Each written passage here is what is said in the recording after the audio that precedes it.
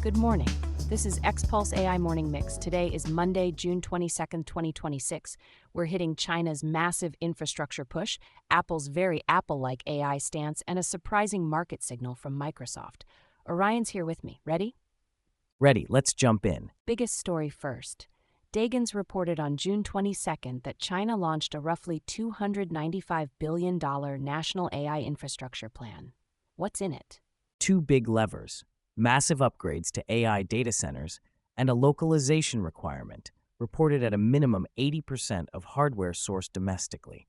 It's designed to speed deployment of Chinese chips and networking gear and reduce dependence on suppliers like NVIDIA and AMD. So in practice, what changes for global AI supply chains? If it's enforced at scale, procurement shifts fast.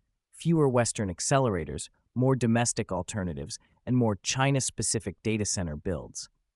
That can ripple into pricing, lead times, and where the newest clusters get built, because hardware availability becomes a strategic constraint, not just a budget line. And geopolitically, does this make AI compute even more of a national resource? Exactly.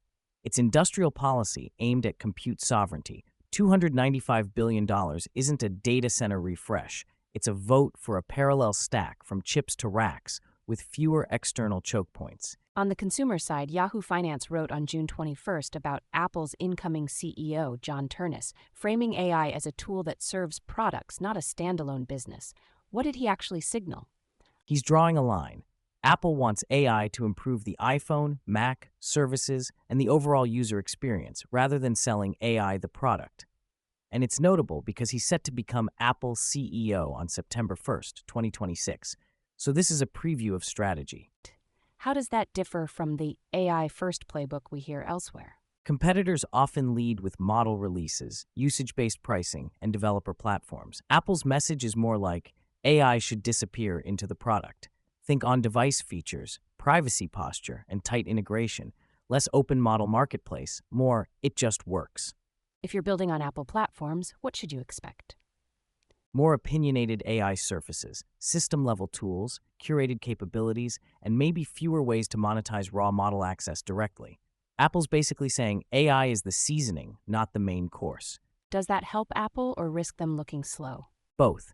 It can produce better, safer UX and hide complexity from users. But if the market rewards visible model leadership, Apple has to prove that feature first can still feel like leadership, not lag. Now to a story with a lot of tension baked in. The Times of India reported on June 20th that Microsoft's fastest-growing AI market is China, selling OpenAI models to local firms. What's the claim here? The report says Microsoft is generating significant revenue by providing OpenAI models and related services to Chinese companies, including ByteDance.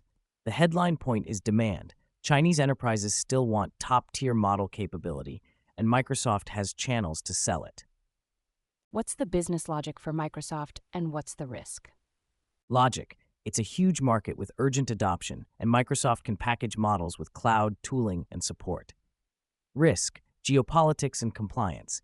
Even if activity is lawful, the policy environment can change quickly, and any cross-border AI deal becomes a reputational and regulatory tightrope. How does this connect back to China's domestic hardware push? It underscores a split reality. China is pushing for domestic compute and supply chains, but the appetite for frontier software capabilities remains. Over time, hardware localization pressures the ecosystem to rebuild end-to-end domestically, unless partnerships keep a window open. So the market's hot, but the floor might move under you. That's the vibe. Massive upside, sudden rule changes. Every quarter could be a new game. Let's sweep through a few other updates. In Canada, the Star wrote on June 21st about Bill C-34 as an early step on chatbot regulation. Where does it land? Advocates call it a useful start, but they're emphasizing the details. Enforcement, scope, and technical requirements will determine whether it changes real-world behavior. They also flag risks, like overly agreeable or sycophantic chatbot behavior, as something policymakers may need to address more directly. Meanwhile, in healthcare, AI Magazine reported June 21st that Accenture is acquiring Alfahealth in Italy.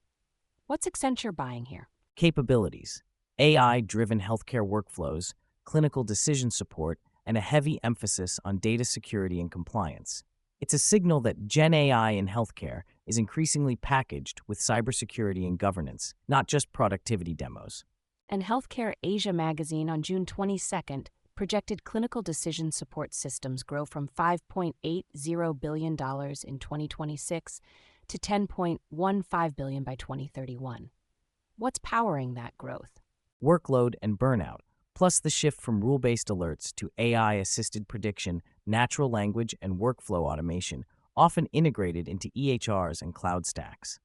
In other words, less pop-up fatigue, more systems that actually help make the next best decision. Last one, model gossip. Crypto Briefing reported June 21st, Claude Sonnet 5 and GPT 5.6 are rumored as imminent. Any sane way to treat this? Treat it as a watch list, not a plan. If either lands, the mid-tier model market gets more competitive. Pricing, latency, and developer tooling matter as much as raw benchmarks. Until there's an official release, keep your expectations politely skeptical. That's XPulse AI Morning Mix from XPulse for Monday, June 22nd, 2026. Share it with someone who'd find it useful. See you next time.